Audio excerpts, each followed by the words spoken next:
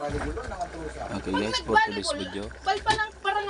Ayan na guys yung ating gulay na langka. Sinahogan din natin siya ng manok. Sa unang piga pa lang yan guys, na nilagay natin na gata. Pag malambot na, saka natin nilalagay sa unang piga. So nalagay na pala tayo dyan ng sibuyas, bawang, luya. Lagay natin sa ilalim.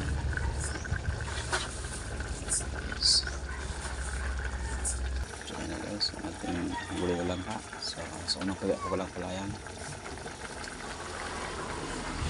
So i-turn over ko na kay Mrs. kasi wala pa tayong tulog. Nag-out tayo ng pumasok tayo ng alas 8 ng gabi, mag-out tayo ng alas 5 ng umaga, kaya wala pa tayong tulog. So pangalawang po tayo na yan guys na niluto natin. So ganito lang tayo. Okay guys, good morning. For today's video guys, magluluto tayo guys ng sambot, or tawag dito guys sa aming talunan. So ito ang ating mga sangkap: bawang, sibuyas, siling labuyo, tapos papaya. Yan yung ating sambot. Pinalambot na muna natin siya. So adobado guys yung luto natin ito. Yan din yung pinutungan na kinayod na nyog siya.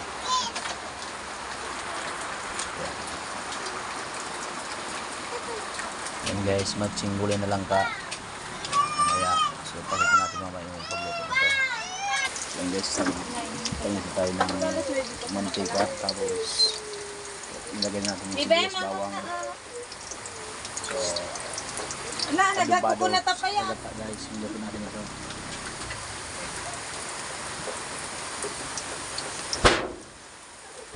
Guys, lagay natin yung kwan, manok.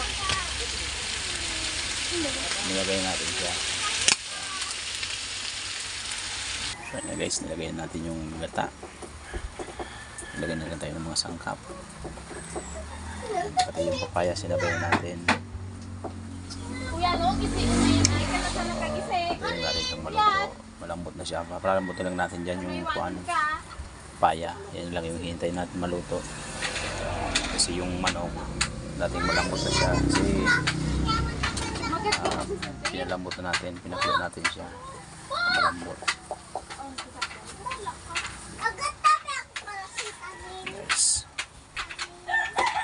Guys, luto na yung ating adobadong sambot.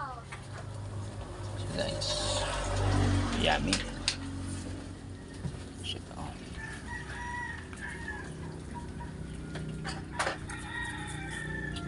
So hanggang dito lang tayo guys. Don't forget to follow, please like and share and subscribe ang aking YouTube channel, Picture Vlog. Ito na may Facebook page, Litzer Minibel. So langka naman natin guys ang ating lutuin susunod.